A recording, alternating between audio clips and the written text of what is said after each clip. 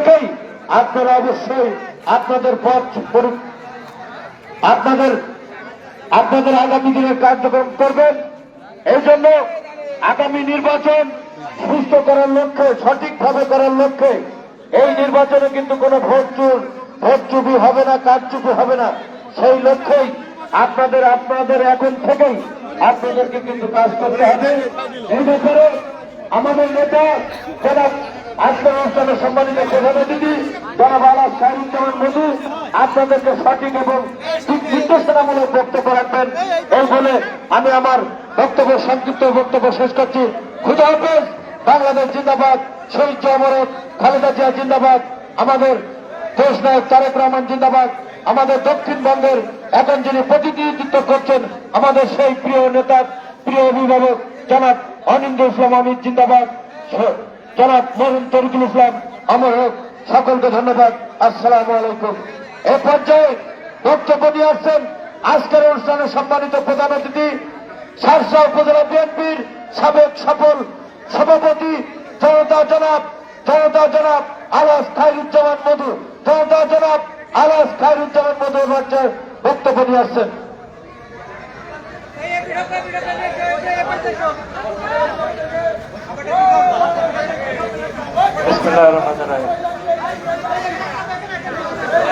শার্শা থানা বিএনপির কর্তৃক আয়োজিত আজকের এই ইফতার মাহফিল লক্ষণপুর ইউনিয়নে যে কটি ওয়ার্ড আছে 9টি ওয়ার্ডে একই সাথে ইফতার পার্টি অনুষ্ঠিত হচ্ছে। সেই প্রোগ্রামে আমরা আজকের অনুষ্ঠানে আমার অত্যন্ত স্নেহভাজন এই ইউনিয়ন বিএনপির সেক্রেটারি, আমাদের সাংসদ, এই ইউনিয়ন বিএনপির অন্যতম নেতা সুলতান হোসেন সহ আরো অন্যান্য নেতৃবৃন্দ এবং লক্ষণপুর ইউনিয়নের এই গ্রাম থেকে আগত কর্মী ভাইয়েরা, আসসালামু আলাইকুম। আপনারা যারা খাবার নিয়ে বসে আছেন আমি অনুরোধ করবো একটু আমার কথাগুলো শুনতে হবে। এই ছেলেরা কেউ কথা বলবে।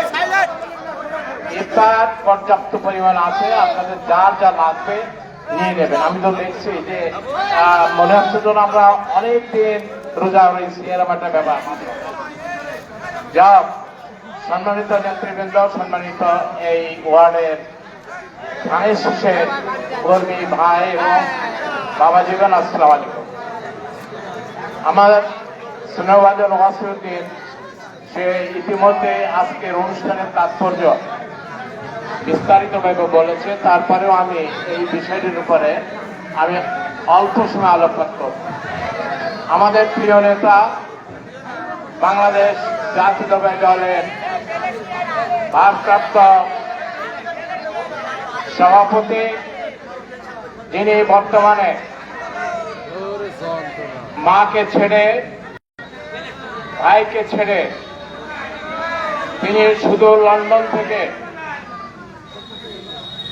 সীমাহীনভাবে পরিশ্রম করে তার নিজস্ব বুদ্ধিমত্তা দিয়ে আজকের এই বিএনপিটাকে পরিচালনা করছে। আজকে আমরা বিগত দিনে আমরা ইফতার পার্টি করেছি, কিভাবে আমরা মাঠে গিয়েছি, সেখানে সুন্দরভাবে আমাদের বসার ব্যবস্থা করা হয়েছে, সুন্দরভাবে আমাদের খাবার এনে দেওয়া হয়েছে।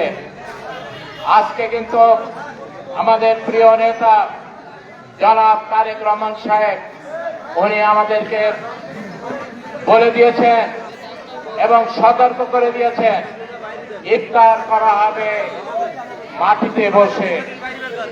মাটিতে বসে সাধারণ মানুষ যেভাবে ইফতার করে ঠিক সেইভাবে ইফতার করা হবে, কোন রকম চেয়ার টেবিলে ইফতার করা যাবে না। আজকে কিন্তু আমরা সেটাই করছি।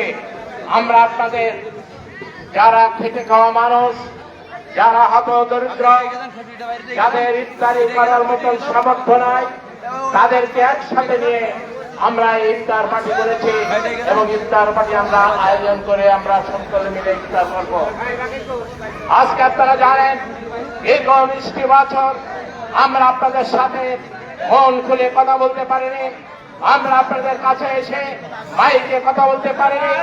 আমার পাশে সুলতান শামসুর আছে, সহ আরো অনেকে, কত নেতা যে তারা জেল খেটেছে আমাদের সাথে, এটা আপনারা জানেন। যারা বিএনপি করেছে সঠিকভাবে তারা কিন্তু জেল খেটেছে, সবাই জেল খাটা থেকে কারো বাদ দেয়নি। ওই আওয়ামী গোষ্ঠীরা তারা পরিকল্পিতভাবে তারা বুঝেছিল যে আজকে যদি আমরা শামসুর স্তব্ধ কণ্ঠ করতে পারি, আজকে যদি আমরা শহীদুল স্তব্ধ কণ্ঠ করতে পারি, আজকে যদি আমরা সুলতানের কণ্ঠ স্তব্ধ করতে পারি, আজকে যদি আমরা শামসুরের কণ্ঠ স্তব্ধ করতে পারি, তাহলে হয়তো বিএনপি নিঃশেষ হয়ে যাবে এই ইউনিয়ন থেকে। কিন্তু তারা জানে না প্রকাশ স্বর্গে বাস করে তারা। এক শামসু মারা যাবে, হাজার শামসু জন্মে যাবে। আজকে তারই প্রমাণ। শওকত মারা গেছে, হাজার শওকত জন্ম হয়ে গেছে। আজকে সলেমান মারা গেছে, হাজার সলেমান জন্ম হয়েছে। আজকে আমাদের হামিদ মারা গেছে, আরো অনেক হামিদের জন্ম নিয়েছে। আমরা বিশ্বাস করি মৃত্যু, জন্ম মৃত্যু উপরওয়ালার হাতে। তার অর্থই নয় যে উপরওয়ালা আমাদেরকে বিএনপি থেকে ধ্বংস করে দিয়ে যাবে। আজকে ধ্বংস করেছিল কারা?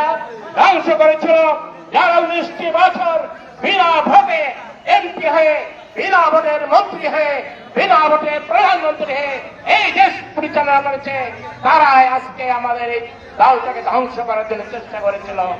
আজকে তারা রাতের বেলায় ভোট করেছে, রেজাল্ট হয়ে গেছে। আজকে কাজে যাওয়া লাগবে না, ভোট দিতেছে, রেজাল্ট হয়ে গেছে। আজকে কি করেছে? নিজেরা ভোট কেটে কেটে দিয়ে আপিল সাহেবকে এমপি বানিয়ে দিয়েছে।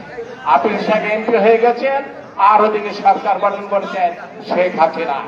শেখ হাসিনা, আজকে আপনি কোথায় আছেন?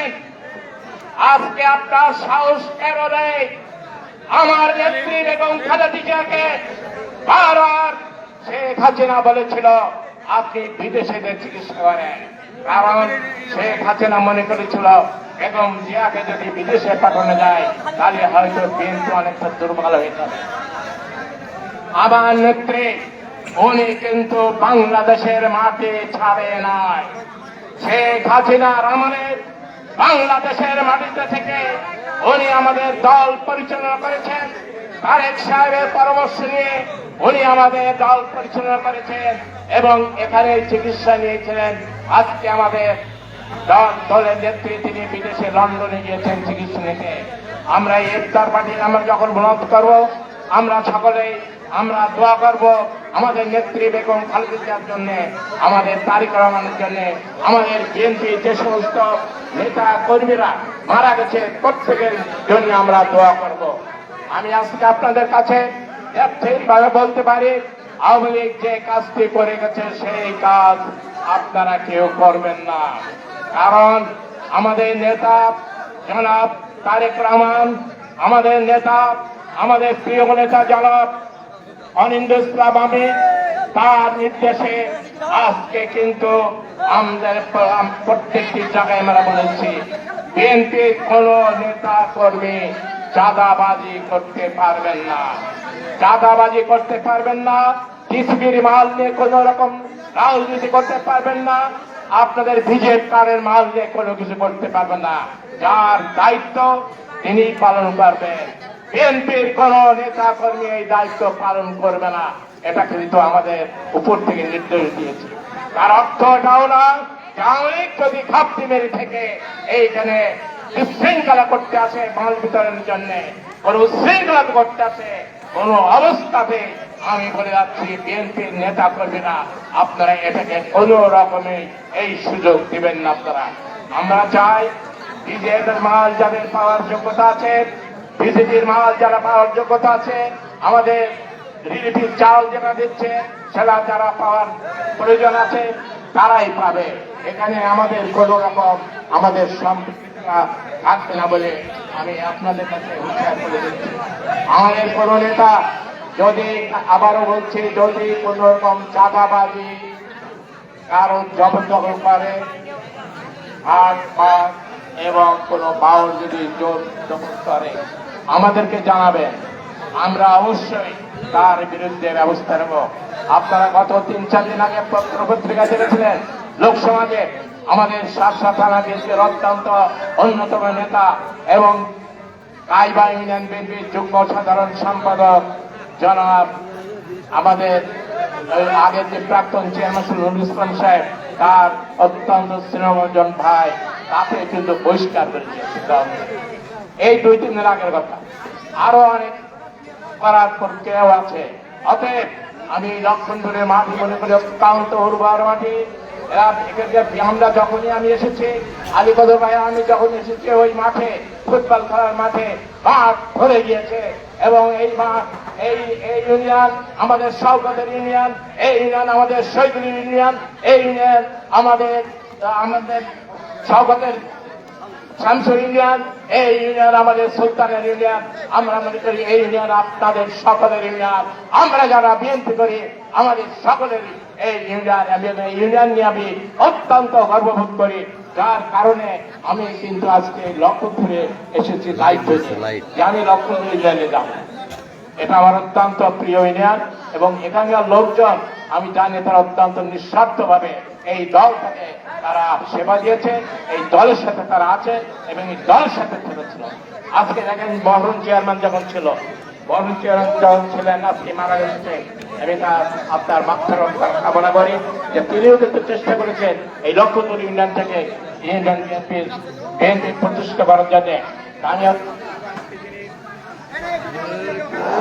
আজকে যিনি মোনাজাত করবেন যারা এই লক্ষণপুর ইউনিয়নের বিগত দিনে এই দল করতে যে যারা মৃত্যু হয়েছে তাদের নাম ধরে ধরে দোয়া করবেন।